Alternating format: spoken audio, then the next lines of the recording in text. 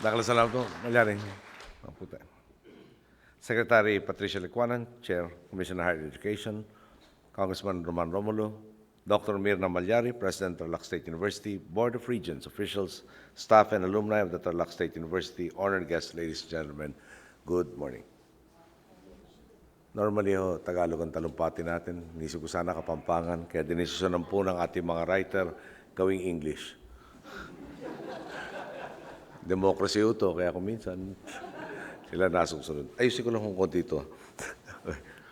I am indeed grateful to Tarlac State University for conferring on me this honorary degree in humanities, which is an incredibly meaningful gesture.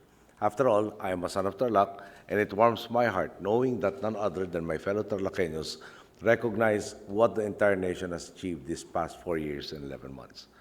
Let me begin by sharing a situation I encountered early on in my term that I believe shows the importance of education. I am not sure how many of you are aware of this, but until our administration came along, none of the universities in our country offered a bachelor's degree in meteorology. Naturally, I found this quite strange, especially for the Philippines, which is beset by so much weather phenomena on a yearly basis. Fortunately, the situation has since changed. We now have 4 state universities that offer a bachelor's degree in meteorology, and I am told that the first batch of 16 students is graduating this year, 15 of whom are joining PAGASA. Rest assured, we will do everything we can to ensure the sustainability of these programs in the long term so that we can truly say that our hope is justified in PAGASA. I can never forget what my father told me. Education, once possessed, is yours for life. Knowledge will always enable us to build better lives for ourselves and our families. More importantly, it allows us to render service to our fellow man. I was fortunate to have parents who knew the value of education and to have attended an institution that did not simply give us the facts to recite, but insisted on cultivating in us the ability to think for ourselves, combined with a healthy curiosity about the world. Perhaps for this reason, I have made a habit of asking questions, most of which begin with the word why. For instance, why are so many Filipinos leaving the country? Why do they have to leave a country so blessed with natural resources, with such a talented, hardworking, and capable people? On an even broader scale, why do we have to accept things as they are when we have the ability to change them? It is my belief that the day one stops asking why is the day one stops growing and begins stagnating. This litany of questions is what has driven the progress that the Philippines has made these past few years. They characterize our refusal to be defeated by the broken status quo we found when we came into office, and they characterize our continuing refusal to become satisfied with all the achievements we have made. For instance, one question that has been asked by many, not only in government, why can't the Filipino people break free from the shackles of poverty? In the past, most subscribed to the idea of the trickle-down effect, to focus on growing the economy and simply hope that the benefits eventually make their way to the citizenry. My administration has abandoned this way of thinking. Our answer to this question lies in the idea of empowerment. We have relentlessly pursued every manner in which we can capacitate our people so that they can take part and contribute to growth. One example of this can be seen in the Conditional Cash Transfer Program. When we took office, the CCT covered around 800,000 beneficiary households and was largely considered to be a dole-out program. Today, it covers more than 4.4 million households under our watch. The deal is simple. We provide monthly cash grants to less fortunate households, with one of the primary conditions being that children attend school regularly. The CCT has recently been expanded to cover beneficiaries with high school-aged children, and the rationale for this is based on a study that discovered that high school graduates earn around 46% more than those who finish some years in grade school. This agenda of empowerment also includes government's own efforts to improve the quality of education that Filipinos have access to.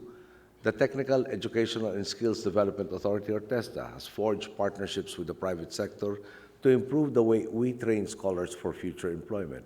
A partnership with the Semiconductor and Electronics Industries in the Philippines Incorporated, or SAPI, yielded a 91.26% employment rate, just to give you one example. Take a look also at our admonition to state universities and colleges to be more relevant to their communities. This is part of our effort to avoid, if not completely eliminate, the phenomenon of students enrolling in courses that may have been popular when they entered, but are no longer relevant by the time they graduate. We are instead guiding them towards courses that will redound to real job opportunities, which is all the more significant as more investors enter the country. Even better news is the fact that we are not alone in asking why. One person I am reminded of is Dr. Justino Arboleda from Bicol State University. He noticed something amiss with the status quo, and he questioned it. His question was, why is this institution fostering so many studies devoted to rice and corn when the primary product and income-generating activity of Bicol is coconut? That question started it all. He embarked on research on coconuts and discovered even more uses for it. For instance, the use of coco coir, which is extracted from the coconut husk, in preventing erosion. This is now being used by our own Department of Public Works and Highways for slope protection and soil erosion control. May I add that it is also turning out to be a very major export item. Dr. Arboleda's questions continues to yield benefits for the country. His Coco Technologies Corporation is now working with Bicol University to establish a model processing plant that will undertake the research, training, and further development of non-oil coconut products and byproducts: copra, cocoa nets, cocoa peat, cocoa charcoal, and cocoa water, just to name a few. The good news is that this will benefit the local community and the farmers who will supply the facility with coconuts. On top of this, the projection is that within just 4 years and 9 months, the income from the sale of products will be enough to cover the original investment of 38.8 million pesos, and perhaps even contribute to the replication of this facility for other parts of the country. The ultimate goal being that the farmers will in turn own these factories and have the means to increase their incomes several-fold. The power of asking why can also be witnessed in the rise of what has become one of our nation's booming sectors, the IT BPM sector. Back when he was the Secretary of Trade and Industry, Marroas wondered why our nation, with its talented and English-speaking workforce, couldn't compete in the IT BPM industry. For this reason, he worked with industry leaders and launched a program called Make IT Philippines, inviting companies from all around the world to invest in the Philippines and in the Filipino people. The fruits of his efforts are clear, or as clear as day. From an industry with just a few thousand, if not just a few hundred workers in the year 2000, the IT BPM sector is now directly responsible for over 1 million jobs.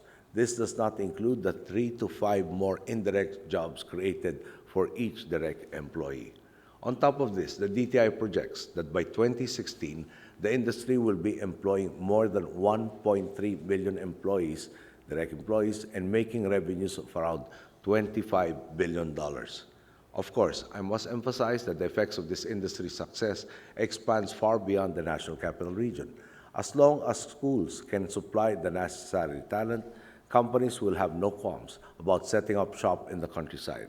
This will help so many other industries. It will necessitate more housing, which helps our construction sector. It means more people will be taking public transport and buying merchandise from various merchandisers in their localities.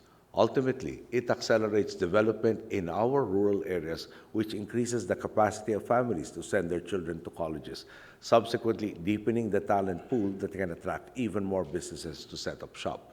This leads to a virtuous cycle where growth leads to more growth, where the benefits of progress do not simply trickle down, but are immediately felt by all. The results of all our efforts are becoming increasingly clear. Unemployment has gone down to just 6%, the lowest it has been in a decade. Furthermore, even the Social Weather Station survey has reported that the proportion of families experiencing involuntary hunger has gone down to 13.5% in March 2015. Again, this is the lowest recorded rate in 10 years, and it is equivalent to 800,000 families no longer experiencing hunger. All of this we achieved because we dared to ask why. At this point, I cannot help but recall an exchange I had with my father when we were in exile in Boston. And I asked, why are we the ones in exile if we are in the right? Why is it so difficult to fight for that which is right? His answer was, how can those who cannot even How can those who cannot even eat think of concepts such as freedom and dignity? He said, the first freedom that has to be won is the freedom from hunger.